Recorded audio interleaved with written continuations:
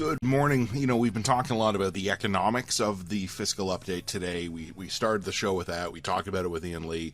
And then with Mike Moffat, we did a bit of a transition. We started to talk about a combination of vaccine and economics. Now we're pivoting all the way over to vaccine here because we're starting to get, and folks, again, I want to stress how preliminary this is, right? Like, don't hold me to this because a lot can still happen. But we are getting some signs that we are going to have a vaccine coming out in the relatively near future here. And we're also getting some signs, some encouraging ones, again, preliminary, that these vaccines are effective and safe. So let's be optimists just for the purpose of discussion here. Let's say the vaccines are safe, that they are approved, that they prove effective, and Canada does access, either by imports or domestic production, enough vaccine for everyone to use. How we use this vaccine, how we distribute it, is going to be interesting. I want to bring on Alan Bonner, Crisis and Emergency Planning at Alan Bonner Communications Management, and a member of the Institute of Public Administration of Canada. Alan, I was talking with someone about this just a couple of weeks ago, and I said to him, he's an expert in cold chain logistics. And I said to him, how do you think we're going to end up doing this? And he said, honestly, we're going to have to use the military. Just a couple of days ago, Justin Trudeau goes and taps a Canadian Army 2-star general to lead the national vaccine distribution effort. So my interview of a couple of weeks ago wasn't wrong. No, and I've had a lot of experience with the military, as you know, and one of my dear traveling companions was the late General Ron Sheridan. He was the base commander at Petawawa. He was at his cottage one day. A helicopter landed, and the pilot said, "Will you come with me, sir?" And I said, "Well, what on earth did you do? That's really unusual." He said, "Look, when a helicopter lands on your cottage property and a man in uniform says, 'Come with me, sir,' you go."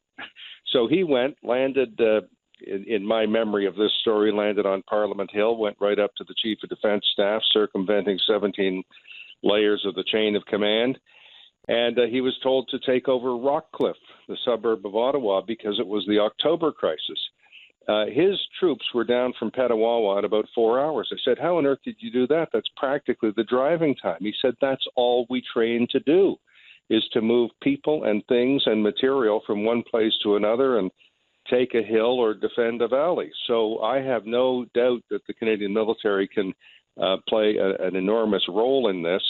There are going to be some small people, and by the way, I appreciate your Christmas message just before I came on about how let's pretend everything is going to go well and be cheery.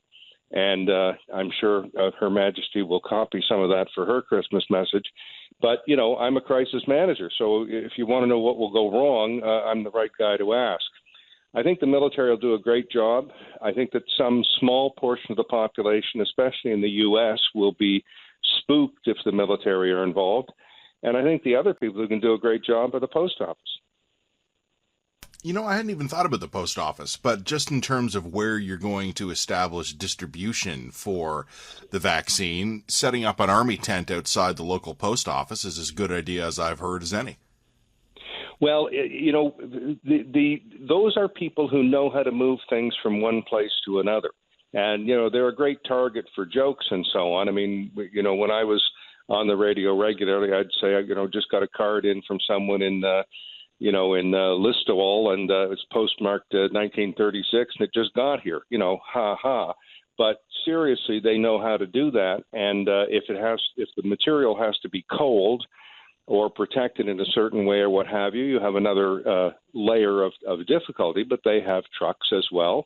And I've said, I think to you on this program, that's a great place for signage during this pandemic about social distancing and washing your hands. We have a lot of creative things we haven't done. The military can put anything on one of their trucks and move it around. We have to figure out how many trucks they have because we're not, flush in military equipment. But both those organizations can do wonderful work. One of the challenges, it's going to be, you're a guy who knows logistics. We're going to have a really interesting logistical path on this one because some of these vaccines require extremely cold storage. Others require cold storage, but not extremely cold storage. In any case, we're going to have to get this stuff here, probably by aircraft, which are going to need to be properly climate controlled. We're going to need to establish, probably in the big cities, large distribution and storage centers, which is good news, Alan, for you and I, because we live in a big city. So we'll be able to get our vaccine probably relatively directly. It'll fly in, probably on an Air Force plane, be sent to a big distribution center in Toronto. There'll probably be several of them. And then at some point in the future, you and I will get the notification that it's our turn. We'll probably go to a pop-up location somewhere and get our jab. That's going to be easy in Toronto, Montreal, Winnipeg, Calgary. It's going to be really hard in northern and rural communities. Well, let me add a layer of difficulty. It won't be an Air Force plane because we don't have enough Air Force planes. We have a few Hercules and one Boeing, I think, as I recall, and I've been in both of them for the military.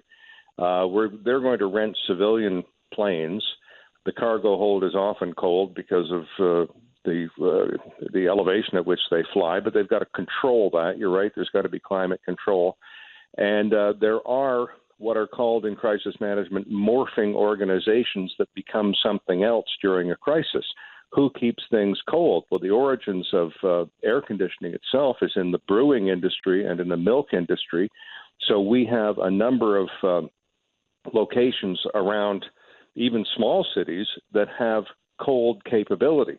And we have trucks with cold capability. Now, it may not be the super cold that's needed, but that's the inventory I'd be working on right now, is the organizations that can morph into something that will help, and the locations, such as parks and empty office buildings or hospitals, that can morph into a staging area for the military. In terms of the really rural areas, you're going to need an 18-wheel truck, perhaps one of the climate-controlled ones that ships meat around, and park it somewhere and bring people to it, the fairgrounds, that type of thing. It's going to be really tricky in some of those northern and indigenous communities where you can't even get an 18-wheeler. But then again, I mean, that's why we've brought in the military, right? They're the guys who will know how to do this. If you tell them we need to get 10,000 vaccine doses to someplace without a road, they'll go, okay. Well, they're going to fly in, and let me just say, as younger people than I say, let me give a shout-out to the Canadian Rangers. This is a group of mainly Indigenous volunteers who it sounds like an impossible task, but they help patrol our north because we don't have enough aviation fuel to fly across our north to see if anybody's up there. So the Rangers will probably be a great help as well. In terms of the public reaction to this, Alan, we've only got about a minute left here, but you'd mentioned there's going to be reluctance among Americans to get the military involved in this. I think you're absolutely right. I don't think that will be as pronounced in Canada, but I think there are going to be some Canadians who are weirded out at the idea of getting their jab by a local friendly soldier. Well, there will be, but let's remember that by the time we civilians get it, the military, first responders, police, firefighters, hospital workers, there are going to be a lot of people around the world who've had all of these vaccines. And if there is any trouble with it, which I hate to mention it, there was with the first round of the polio vaccine in the early 50s, we'll know about it. So by the time we get it, it is going to be safe. Well, you know what? That's obviously good news. I was going to joke I was going to hold you to that, but I think I'm not going to jinx us. So 2020 has thrown enough curveballs at us, so I'm not going to go making it even worse. Alan, thanks for this, man. Always a pleasure. Thanks for coming on. Bye-bye. Take care. Alan Bonner, my guest on the show.